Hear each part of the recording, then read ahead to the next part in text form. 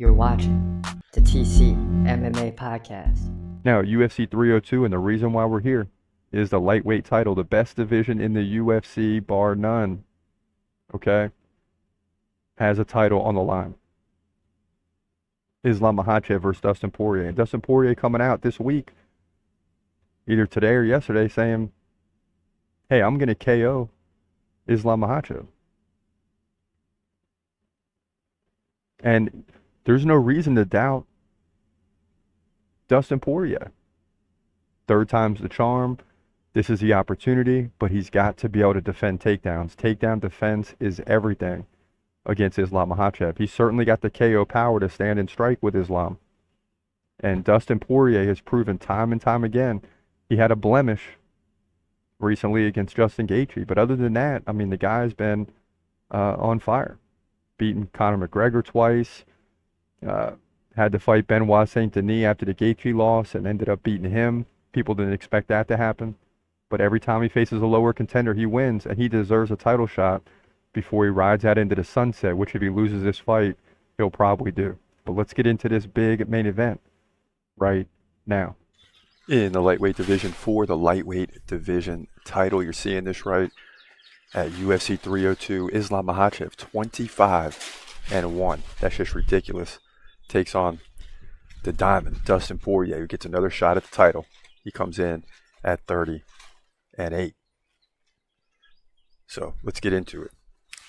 Islam Makhachev stands 5'10". Dustin Poirier, 5'9". Now, in terms of activity, that goes to Dustin Poirier, 5.5 significant strikes, a 2.5 for Islam Makhachev. But the big question in this fight will be the takedown ability of Islam and the weak takedown defense of Dustin Poirier, who's shown that even when he gets taken down, he can still get submissions. But he's got a 63% takedown defense, lands like one takedown every 3 rounds. Islam Makhachev, on the other hand, lands more than one takedown per round. He's got a 90% takedown defense. So that's going to be the big storyline in this one. Islam Makhachev is on a tremendous run. Hasn't lost in a long time. Coming off the win over Volkanovski in the rematch by KO. It didn't take long. In round 1, he ended up leading 24-4 in significant strikes. Now, how did the Diamond get here? He lost to Justin Gaethje, who fell to Max Holloway at UFC 300. So that's opened a door for Poirier to get the title shot because he came back and beat Benoit Saint Denis, a fighter that a lot of people didn't think he would beat. But he ended up dominating him in that fight and getting the KO. In the second round, he trailed 50-28 in significant strikes, but found a way to win. And see, that's the Diamond's MO, right? It may not look good, but he may get taken down 4 times, but he'll find a way to submit you. He always finds a way to win. But the tough part is Islam Makhachev is not going to make that easy. It's not going to be easy and highly unlikely that he's going to go in there and reverse position on Islam Makhachev to get the victory. So I say Islam Makhachev retains the belt. It's going to be a great fight, but eventually Makhachev takes him down and controls him on the ground. But DP will fight off submission after submission in this one. It will be a battle. Dustin will have some chances here, but Islam's just going to grind out a victory to retain the belt and move to 26-1.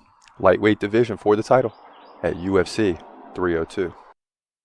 Yeah, so as much as I like Dustin Poirier, I got to be real with you because Islam Makhachev is top 5 on the dude list. That means I put him up against anybody in the lightweight division. And maybe the welterweight division too, for that matter. That will be a tough, a tall order, especially against a guy like Leon Edwards. I think he'd have a better chance against Belal, which might be the reason why they're training Belal. They want to see him beat Leon. I don't know. I'm speculating.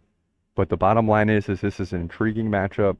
It's one that if Dustin Poirier wins is going to be a lot like the Max Holloway fight, because right now we view Islam as being ridiculously good, especially when he beat Charles Oliveira, 2 guys that had like 10 or 11 fight win streaks coming into the fight, and he took him down, took him apart.